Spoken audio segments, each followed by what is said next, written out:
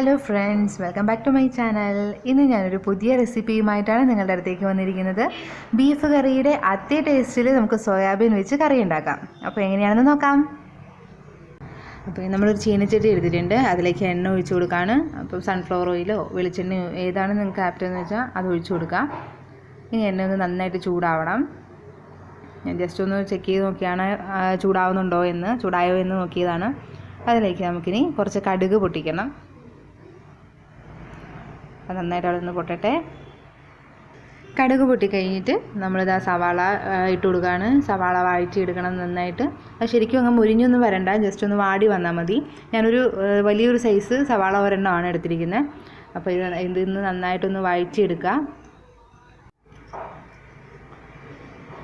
അപ്പോൾ നമ്മുടെ സവാള പെട്ടെന്നൊന്ന് വാടി വരാൻ വേണ്ടിയിട്ട് ഒരു 1/4 ടീസ്പൂൺ ഉപ്പ് ഞാൻ ഇട്ട് കൊടുക്കുന്നുണ്ട്. എന്നിട്ട് നന്നായിട്ടൊന്ന് വഴറ്റിയെടുക്കുക. ജസ്റ്റൊക്കെ ഒന്ന് വാടി തുടങ്ങുമ്പോഴേക്കുമാണ് നമ്മുടെ ഇനി അടുത്ത പരിപാടികളുള്ളത്. അപ്പോൾ ഒന്ന് വാടട്ടെ. അപ്പോൾ ഇതാ നന്നായിട്ടൊന്ന് വഴണ്ട് വന്നിട്ടുണ്ട്. ഇതിലേക്ക് ഞാൻ നമ്മുടെ പൊടികൾ ചേർത്ത് കൊടുക്കാൻ പോവാണ്. ഒരു 1/4 ടീസ്പൂൺ മഞ്ഞൾപ്പൊടി ഇട്ട് കൊടുത്തിട്ടുണ്ട്. ഇനി 1 ടീസ്പൂൺ മുളക് പൊടി എടുക്കുന്നുണ്ട്. നിങ്ങളുടെ എരിവിനനുസരിച്ച് അത് കൂട്ടുകയും കുറയ്ക്കുകയും ചെയ്യാം കേട്ടോ. പിന്നെ നമ്മൾ എടുക്കുന്ന ആ ക്വാണ്ടിറ്റി അനുസരിച്ചും. പിന്നെ ഒരു 1/2 ടീസ്പൂൺ മല്ലിപ്പൊടിയും. പിന്നെ കുറച്ച് ഇഞ്ചി ഗാർലിക് പേസ്റ്റ് നിങ്ങൾക്ക് ആഡ് ചെയ്യണമെങ്കിൽ ചെയ്യാം. അപ്പോൾ എൻ്റെ അടുത്ത് ഇഞ്ചി പൊടി ഇരിപ്പുണ്ട്. അപ്പോൾ അതുകൊണ്ട് ഞാൻ ആ ഇഞ്ചി പൊടിയാണ് ഇട്ട് കൊടുത്തത്. പിന്നെ കുറച്ച് മീറ്റ് മസാലയാണ് ഇട്ട് കൊടുക്കുന്നത്. അത് നമ്മളുടെ എന്തോരം ഉണ്ടോ അതിനനുസരിച്ച് നമ്മൾ ഇട്ട് കൊടുക്കുക. അതിനൊന്നും പ്രത്യേകിച്ച് അളവൊന്നുമില്ല. അതൊക്കെ നമ്മളുടെ എടുക്കുന്ന ആ സോയാബീൻ്റെ ആ ക്വാണ്ടിറ്റിക്ക് അനുസരിച്ച് നമുക്ക് ചെയ്യാം. ഇത് നന്നായിട്ടൊന്ന് ലോ ഫ്ലെയിമിൽ വെച്ചൊന്ന് മുരിയിച്ചെടുക്കണം. കരിഞ്ഞു പോകാതെ കൈ എടുക്കാതെ ഇളക്കി കൊടുക്കണേ.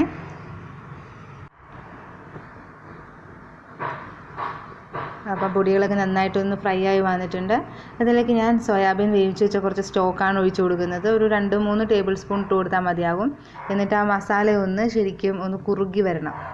ആ മസാല പൊടികളെല്ലാം അതിലൊന്ന് പിടിക്കാൻ വേണ്ടിയിട്ടാണ് ഇങ്ങനെ ചെയ്യുന്നത്.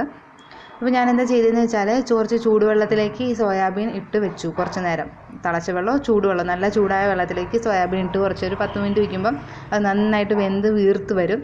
അപ്പോൾ അതിൻ്റെ വെള്ളത്തിൽ തന്നെയാണ് ഇപ്പോൾ ഞാൻ ഇതിലേക്ക് ഒഴിച്ചു കൊടുത്തത്. ആ ഒരു ഫ്ലേവറും ടേസ്റ്റും ഒക്കെ ഇതിൽ ശരിക്കും അപ്പോൾ നന്നായിട്ട് കിട്ടും. അപ്പോൾ ഇതാ നമ്മുടെ ഗ്രേവി നന്നായിട്ട് റെഡി ആയിട്ടുണ്ട്. എണ്ണയൊക്കെ തെളിഞ്ഞു തുടങ്ങി. അതാണ് നമ്മുടെ ഗ്രേവിയുടെ പാകം. ഇനി നമുക്ക് ഇതിലേക്ക് സോയാബീൻ ഇട്ട് കൊടുക്കാം.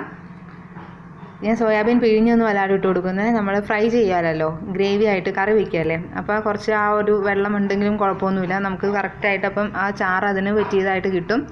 അപ്പോൾ നന്നായിട്ട് എല്ലായിടത്തേക്കും നന്നായിട്ട് മസാല പിടിക്കുന്ന രീതിയിൽ മിക്സ് ചെയ്ത് കൊടുക്കുക. അതുപോലെ നമ്മൾ എടുത്ത് വെച്ചിരിക്കുന്ന എല്ലാ സോയാബീനും അതിനകത്തേക്ക് ഇട്ട് കൊടുക്കുക. എന്നിട്ട് നന്നായിട്ട് ഗ്രേവി എല്ലായിടത്തേക്കും എത്തുന്ന പോലെ മിക്സ് ചെയ്ത് കൊടുക്കണം. നന്നായിട്ട് മിക്സ് ചെയ്ത് കഴിഞ്ഞിട്ട് കുറച്ച് നേരം നമുക്ക് അടച്ച് വയ്ക്കണം. ഒരു 10 മിനിറ്റോളം അടച്ച് വയ്ക്കണം. എന്നിട്ട് ഈ ഗ്രേവി ഒന്ന് കുറുകണം. അതിനാണ്. അപ്പോൾ അതാ നമ്മളിത് മൂടി വെച്ചിട്ട് കുറച്ച് നേരമായി. 10 മിനിറ്റോളം ഓൾമോസ്റ്റ് ആയിട്ടുണ്ട്.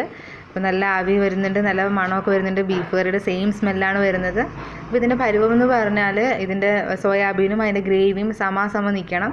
അപ്പം ഈ ചട്ടിയിലിട്ട് കുറച്ച് നേരം കഴിയുമ്പം ചൂടൊക്കെ ആറി കഴിയുമ്പം കറക്റ്റ് ആ ഒരു കുറുക്ക് പരുവത്തിന് കിട്ടും.